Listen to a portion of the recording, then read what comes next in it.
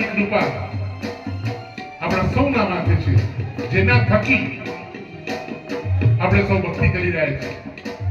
એ વિમલનાથ દાદાના મહિલા મંડળના પ્રમુખ, મારા સંઘ માતા ભારતી માસી કહીએ, ભારતી મા કહીએ, ભારતી કાકી કહીએ, બરાબર. એ અને તમારી એકલાની આખી કારોબારીને લઈને આવી જાઓ આ બંને દીકરીને વધારવા માટે. આજ બગડાવો બગડાવો રૂડા શરણાયું ને દો, આજ બગડાવો બગડાવો રૂડા શરણાયું ને દો, બગડાવો બગડાવો રૂડા શરણાયું ને